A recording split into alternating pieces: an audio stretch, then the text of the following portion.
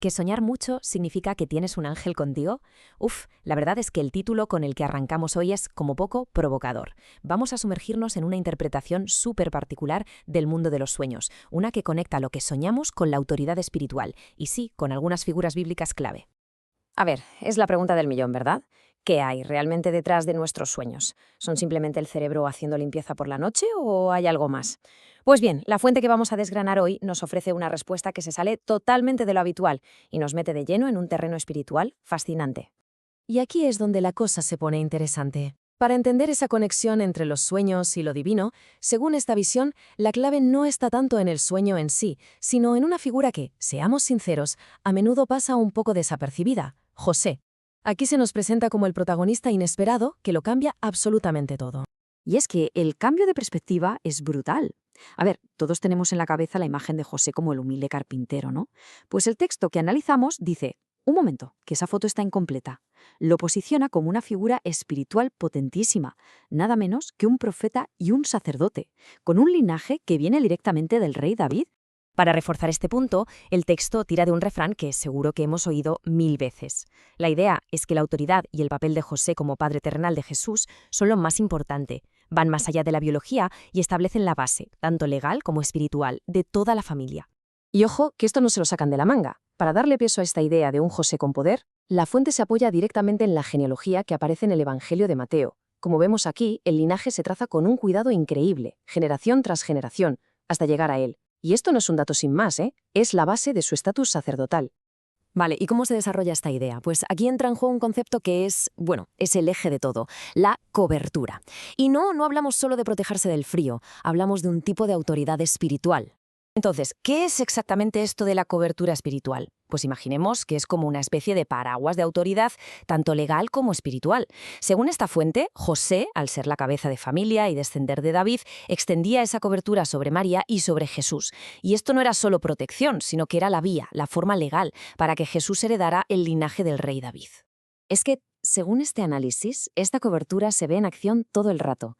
Es José quien le pasa el linaje, es él quien recibe la mayoría de mensajes de los ángeles, quien recibe las instrucciones para proteger al niño. Pero el detalle más heavy, según esto, es que el ángel solo se le aparece a María después de que ella se comprometa con José, como si la cobertura de él fuera un requisito indispensable. O sea, que la conclusión a la que llega la fuente es tremenda. Fue la elección de José, al decidir casarse con María, lo que de alguna manera activó la visita del ángel. Este punto de vista, desde luego, le da un giro radical a su papel y lo pone en el centro del plan divino. Muy bien, mucha teología, pero ¿y esto qué tiene que ver con nuestros sueños de cada noche? Pues aquí es donde el análisis se vuelve súper práctico, porque argumenta que nuestros sueños, tanto los buenos como las pesadillas, son en realidad el reflejo de una batalla que tenemos dentro. La relación que establece es súper directa, causa y efecto. Si uno se va a la cama en un estado de paz interior, abre la puerta a sueños divinos, a revelaciones. Pero si por el contrario nos vamos a dormir con miedo, con rabia, con enfado, pues lo que hacemos es abrir la puerta a las pesadillas y a lo que el texto llama ataques espirituales. Pero cuidado, que aquí viene un giro de guión bastante sorprendente. Resulta que las pesadillas no siempre se ven como algo malo. El texto sugiere que también pueden ser una herramienta de Dios, una forma de perseguirnos para que pongamos en orden los asuntos que tengamos pendientes. Una especie de llamada de atención, vaya. Entonces, ¿se puede hacer algo para, fomentar este tipo de sueños? Pues la fuente nos da una especie de guía de 3 pasos. Primero, lo relacional, ponerse a cuentas con Dios y con la gente. Segundo, lo mental, evitar inputs negativos justo antes de dormir, como malas noticias o discusiones. Y tercero, lo espiritual, llenar la mente de forma activa, con oración y adoración. Y todo esto nos lleva al último concepto, que quizá sea el más profundo de todos. Así como los pensamientos dan forma a los sueños, la fuente dice que hay algo todavía más básico que da forma a nuestra realidad. Y la clave, según ellos, está en entender que la fe no es algo que se hace, sino algo que se siente. Esta tabla lo deja clarísimo. A ver, la envidia no se hace, se siente, la paz se siente, el gozo se siente. Pues la tesis aquí es que con la fe pasa exactamente lo mismo. No es un verbo de acción, es un estado del ser, una experiencia interna que, por cierto, tanto Dios como los demonios, según el texto, usan para interactuar con nosotros. ¿Y cómo se aplica esto en la práctica? Pues el ejemplo que ponen es muy gráfico: la sanidad. El argumento es que, aunque el cuerpo sienta la enfermedad, por fe uno debe sentirse sano.